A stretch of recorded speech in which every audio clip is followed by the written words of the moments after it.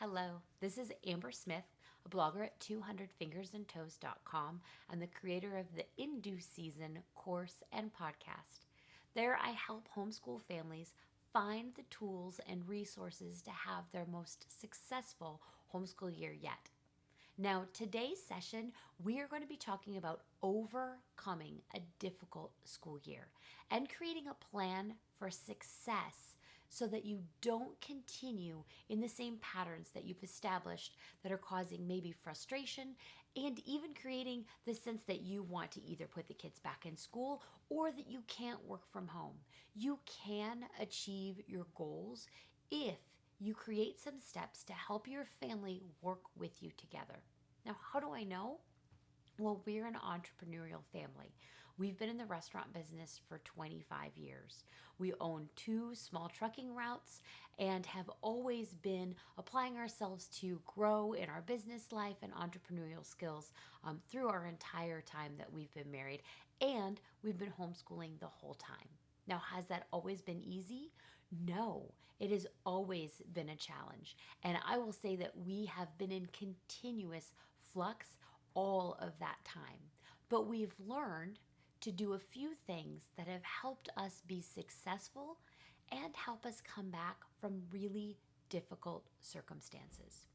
Now, you might be experiencing something totally different than I've experienced. You might have a health condition that's happening right now. You may have lost your job completely, or you may have gotten a job when you've been the stay-at-home provider doing your sole care of your children in homeschool, and now you're trying to figure out how to transition between those two things.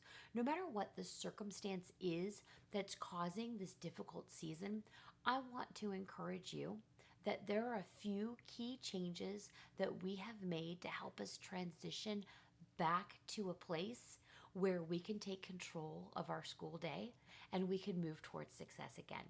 If you're looking for encouragement, let me encourage you.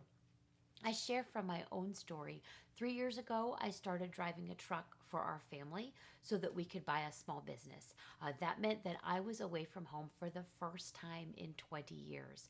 As the main homeschooling parent, that threw a huge change in our homeschool week. I thought because we had been homeschooling for the last 15 years, it wasn't going to be difficult for my kids to make the transition, especially since I had older teens who were already using the skills that I shared in my last talk about helping your middle schoolers transition into independent work. Having done that work, even still, my teenagers were not completing tasks. I thought moving out into the workforce was going to be a much easier transition than it was. But I realized there were a few key factors that were keeping our whole family from supporting me and being successful at the same time. So let's talk about how we can overcome a difficult school year and creating a plan for success. One of the first things we're going to talk about is creating clear expectations of everybody's responsibilities. This is a family meeting. First, I would say you and your spouse, your partner, or any other support people who are helping you homeschool can be brought into this conversation. Everybody needs to be clear on what their role is in supporting your homeschool to have a successful school year. Now, when I picked up working hours, I assumed that my husband was going to teach during the time that I was away from work. But I wasn't very clear, nor did I have a great plan about how that was going to be accomplished and exactly the work that we were going to distribute between each other. We need to sit down and make a really clear plan of attack. How were we going to distribute the work that needed to get done? Who was going to be accountable to accomplish that? And where were we going to connect to talk about what had been done and what needs to be done for the next week? Adding a new plan, adding a new job, adding a new child, any addition causes changes in our roles and they don't stay the same forever.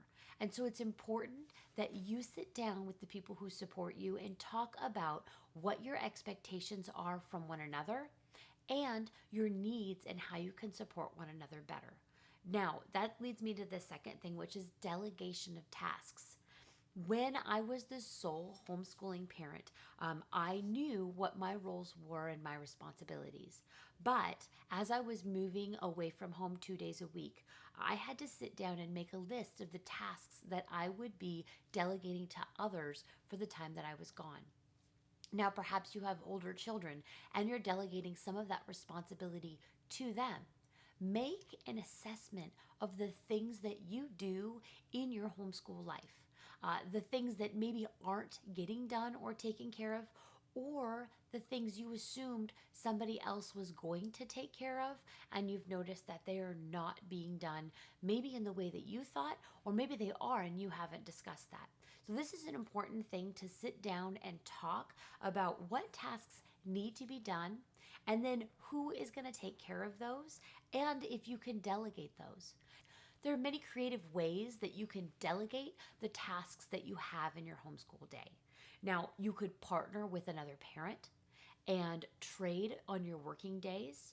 You can be creative with your working hours and make some changes in your personal schedule. You could do online classes and find live tutored classes or online classes if that fits your schedule better. There are many co ops or homeschool support groups where maybe your child can take a class or meet a high school credit in a way that doesn't come under your direct instruction. For years, my mom taught our science class, and I actually had a few friends that joined us for a few semesters as well.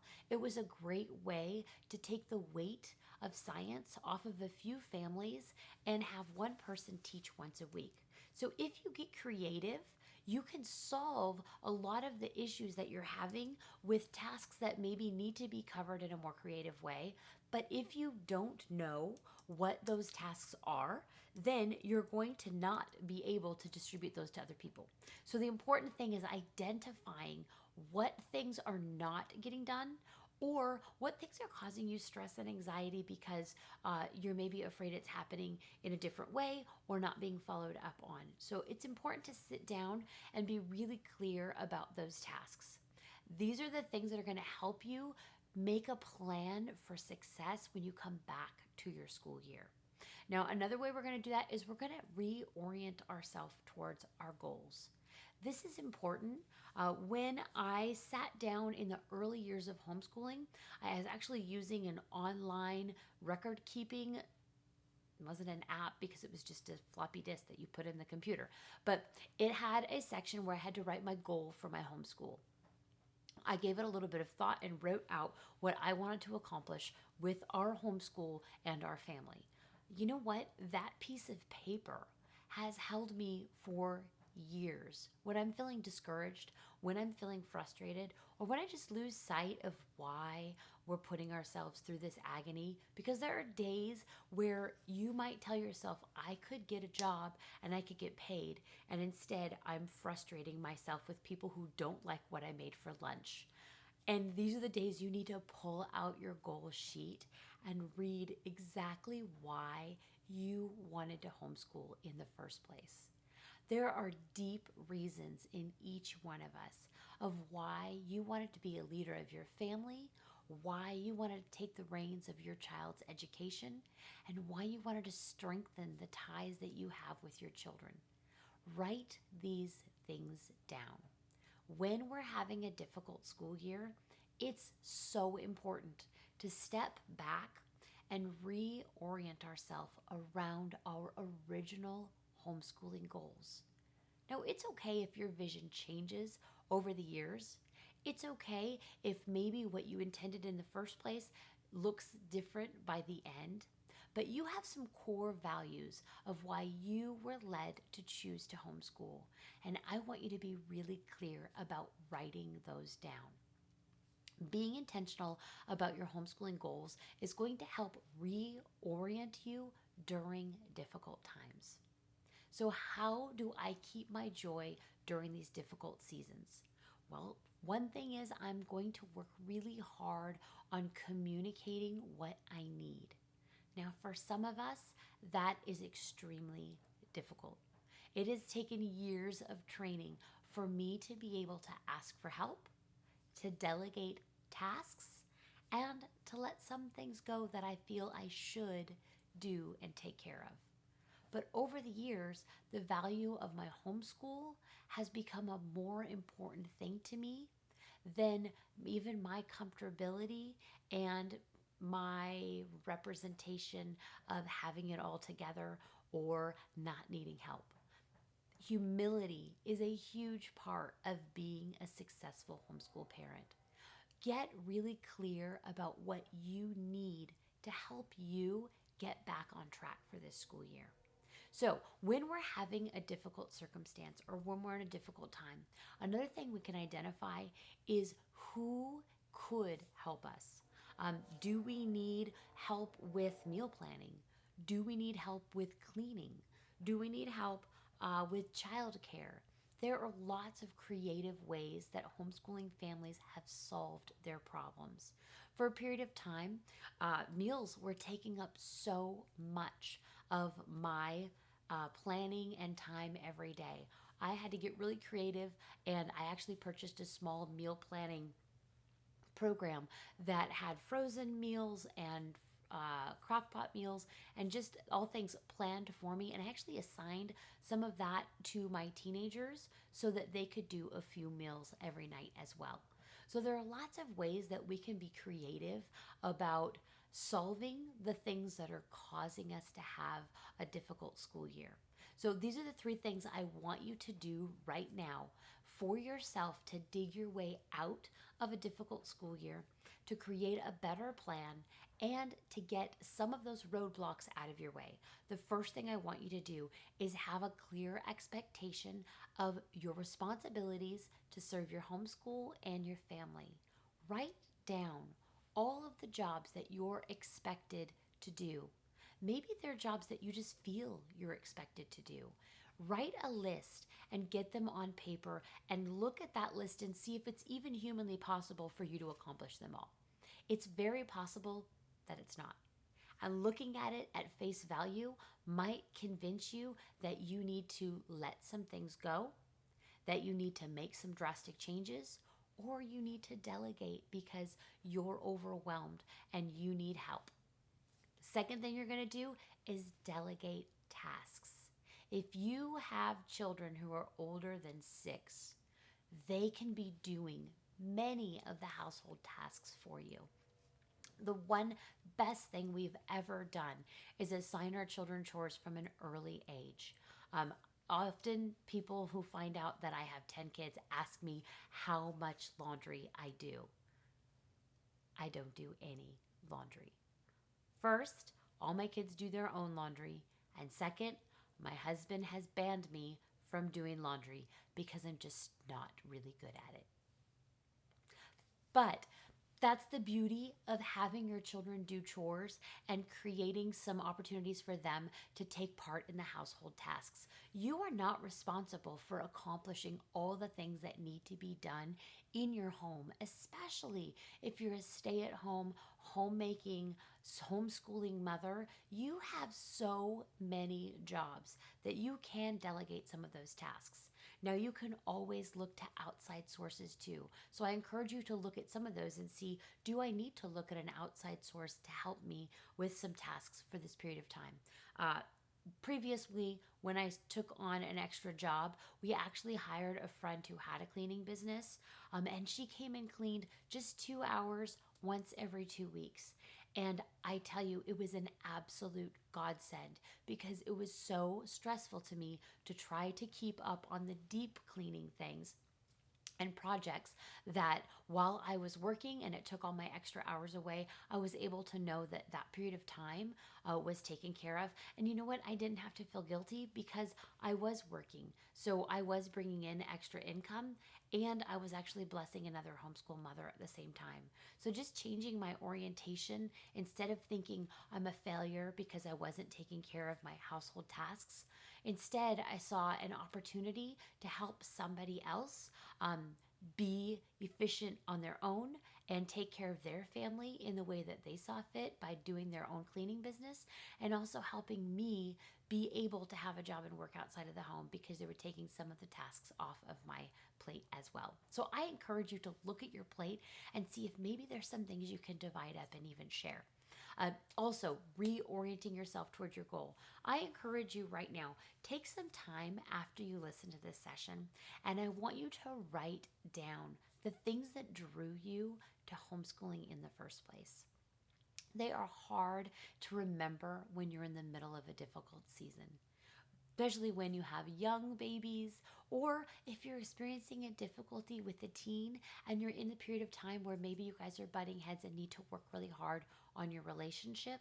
Pull out this sheet of paper and write down the things that drew you to homeschooling. What was it that you wanted to see come to fruition with your family? This is important because now you can look at the kinds of things you need to be doing to move you back toward that goal again. Now, if that's to be closer as a family, frustrating yourself fighting over math is probably not the most important thing for you to accomplish during the school day. There are some relationship building that's probably taking precedent in your list of goals. So this is a time to step back and say, are the things that I'm doing serving the goals that I had in my homeschool? And we can look at balance, and we can look at some things that maybe we can let go or add on to help us reach those goals. My goal this year is to have more fun. Now, in order to accomplish that, I had to sit down with my family and ask them, hey, I really want to have more fun this year. Can all of you give me some input on things that you think is fun? Because I'm not the fun person in the house, and I have a lot of jobs, and I'm a very busy stay-at-home mom, and I write and I work, and my schedule's really full. And so fun sometimes is a thing that falls by the wayside. And so as I made that my goal, and as I told my family around me, I brought them into that and held myself accountable. So I want you to share the things that you need with your family. That means sitting down with everybody and saying, hey, this is where I'm at. When I started my job, I needed to sit down with everybody and let them know exactly how our life was going to look now that I was working. That meant that they needed to know my hours. They needed to know what I expected when I was doing work in my office. Oftentimes, if you're working from home, there's a tendency to just think you're available at all times. And so instead of getting frustrated, I just sit my family down and say, hey, I'm going to be really clear. I'm going to keep office hours Tuesdays and Thursdays from 2 to 5. And I'm not available unless you really need something, or if it's an emergency, you can get a hold of me. And also when I do recording, I put a sign on my door. It says, Mom's recording, please don't interrupt. Even with 10 kids in the house, oftentimes my kids will respect my recording time because I've set a clear boundary.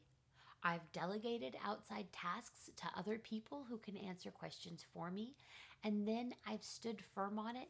And I've also captured my kids' interest because they know what I'm trying to accomplish. And they're in on my goals as well. So these are a few things that I've done to help turn what was a difficult season of trying to work away from home and trying to work on my personal goals, and then brought my family into those, delegated some tasks, and reoriented myself towards my original goals to help us all work together to accomplish the things that we wanted to do. I encourage you, you don't have to give up homeschooling because you have goals or opportunities. You don't have to quit homeschooling if you're in a difficult season right now, but you might need to delegate some other tasks. You might need to outsource some instruction, and you might need to ask for some help from the people who love you the most and surprisingly are probably really willing to give it. Now, I want to encourage you, if you've had some unique ways that you have been able to solve homeschooling problems or outsource a homeschooling need, share it in the comments under this session and let us know. Also, if you have a great vision for your homeschool, share that with us. Write it in the message below and let us know what sparked your interest to share homeschooling with your family and what drew to that. I'd love to know what your goal is with your family. If you have not had a chance to really get serious about your goals, I have a course that's called In Due Season, the 6 Keys to Your Best Homeschool Year Yet. One of those lessons is free because it is the How to Create Your Why page. Your why page is what I'm talking about, your goal and your vision, the reason why you came to homeschooling in the first place. If you need help making a plan for that, I will put the link in the handout for this session. And I want you to use that link to go sign up at my course site, indueseason.net, and get the free lesson, Create Your Why page today. Get started and get a determined and clear goal in front of you so you know exactly why you're pushing through these difficult seasons to accomplish the vision that you have in front of you. I believe in you, and I'm so thankful that you've spent your time and energy at this summit where there is a vast wealth of knowledge. I have looked through the speakers, and there are some of my favorite people speaking at this summit this week. So I encourage you, catch as many sessions as you can and share it with a friend. And I thank you so much for investing in yourself, in your homeschool, and in your kids. I just think that is amazing. So I hope you have a blessed day. Again, this is Amber Smith from 200 Fingers and Toes blog and indueseason.net, where I have courses built to help homeschoolers have their very best homeschool experience. You guys have an awesome day. Thanks.